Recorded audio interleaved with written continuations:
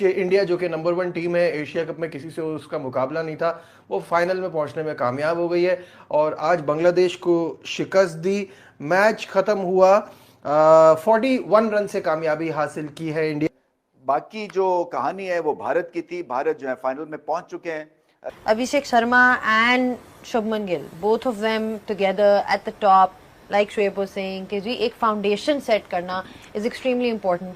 और वो फाउंडेशन भी ऐसी सेट हो रही है कि मतलब आप अगर बीच में मिडिल ऑर्डर ना भी उतना चले, आप फिर भी 170 तक कर लेते हो। अभिषेक बच्चन ही निकलता है मेरे मुंह से। अभिषेक शर्मा ने जिस तरह पिटा लगाया ना यार, क्या खेलता है।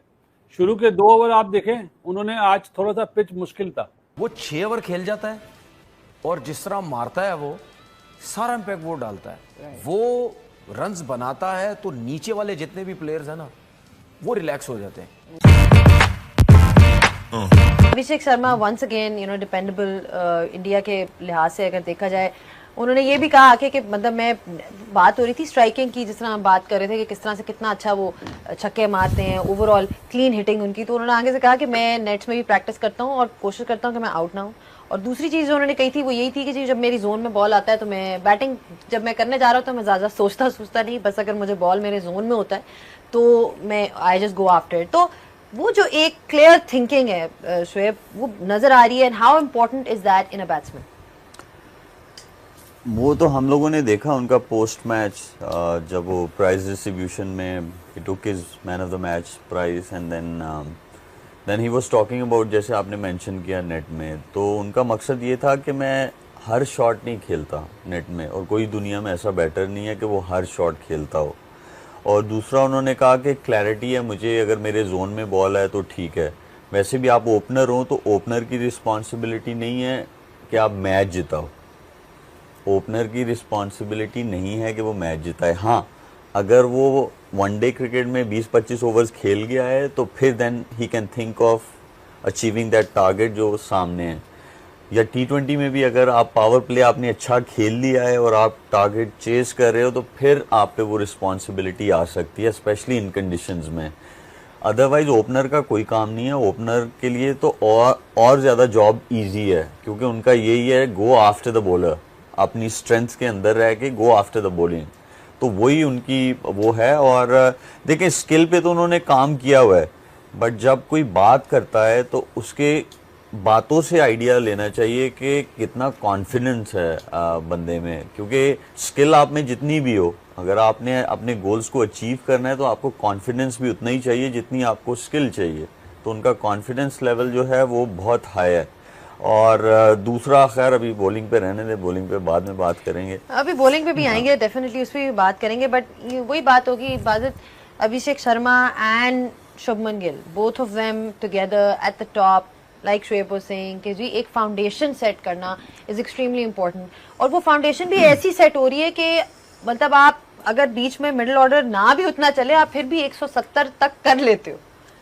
हाँ, वो रन इतने बना रहे हैं पावर प्ले में, मेरे ख्याल 75 या 76 कितना स्कोर किया है इन्होंने, तो वो तो रन इतने ज़्यादा बना रहे हैं शुरू में ही कि मैच एक तरफ हो गया। और उसके बाद हमने देखा है, ये बार बार डिस्कस होता है कि थोड़ा मुश्किल हो जाता है उस तरह रन बनाने आफ्टर द पावर प्ले। आप शुरुआत कर रहा हूँ, 220 रन बनने चाहिए थे। जिस तरह अभिषेक बच्चन ही निकलता है मेरे मुंह से।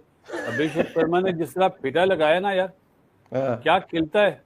शुरू के 2 ओवर आप देखें, उन्होंने आज थोड़ा सा पिच मुश्किल था, गिल ने भी टाइम लिया और अपना अभिषेक ने भी टाइम लिया, ठीक है। उसके बाद जब वो खुला ना तो 6 ओवर में 72 रन, 2 ओवर में मेरे ख्याल 10 रन थे, तो 4 ओवर में कितने रन हो गए भाई? मुझे जो होता है, उनके दोनों ओपनर इतना फ्लाइंग स्टार्ट देते थे कि नीचे वालों को ईज आउट हो जाता है। भाई उनकी मर्जी है 4 रन की एवरेज से खेलें या 8 रन की एवरेज से खेलें, ये डिफरेंस है। जब दोनों ओपनर जल्दी आउट होंगे तो फिर सही मानों में आप कह सकते हैं कि इनकी मिडिल ऑर्डर खराब खेली या अच्छा खेली। ये मेरा ओपिनियन है, कामरान दादा से पूछ लो।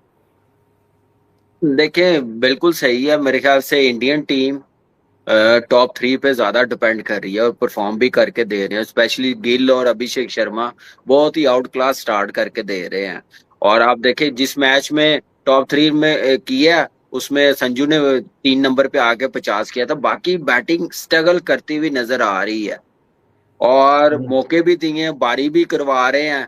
और लेकिन आज जो मौका था ना, जैसे दुबे को नंबर 3 भेज दिया था, सूर्या कुमार यादव अनलकी रहा, तिलक वर्मा नहीं कर सका, हार्दिक पांड्या ने अच्छा अपना कॉन्फिडेंस गेन किया जो रन्स किए हैं।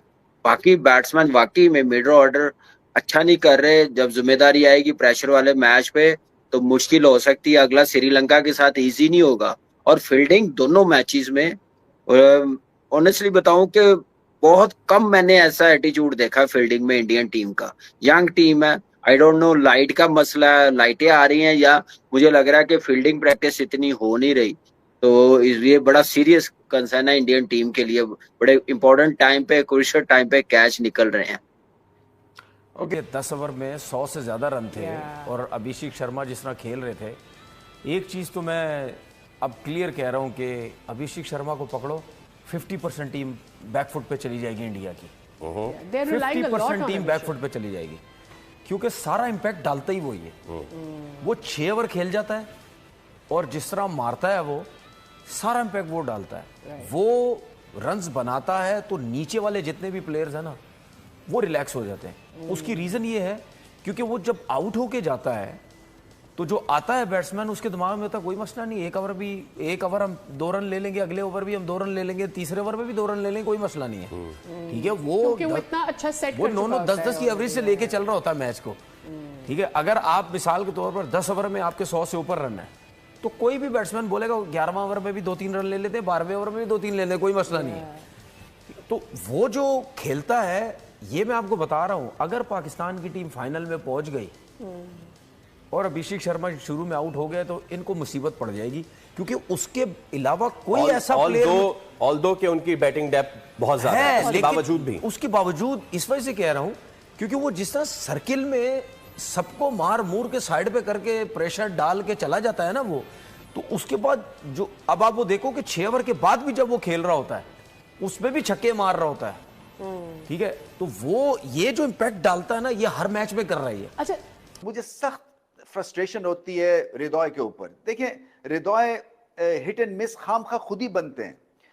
पहले बैटिंग करना और रन चेस की बैटिंग में बड़ा फर्क होता है। मिडिल ऑर्डर में पहले बैटिंग करते हुए आप चांस ले सकते हैं, आप इम्प्रोवाइज कर सकते हैं, आप खुल के भी खेल सकते हैं क्योंकि टारगेट सामने नहीं होता, आपने टारगेट बनाना होता है। जब टारगेट सामने हो और इतना मुश्किल टारगेट ना हो तो आपको मिडिल ऑर्डर में सिचुएशन के हिसाब से खेलना। ये नहीं हो सकता कि आप एक टेलेंडर की तरह हिट मार के और आउट हो जाएं और कोई अपने आप को चांस भी ना दें। सो अपने आप को अगर वो चांस नहीं देंगे और इस तरह से अच्छी टीम्स के अगेंस्ट आउट होंगे तो फिर वो रेट नहीं किए जाएंगे।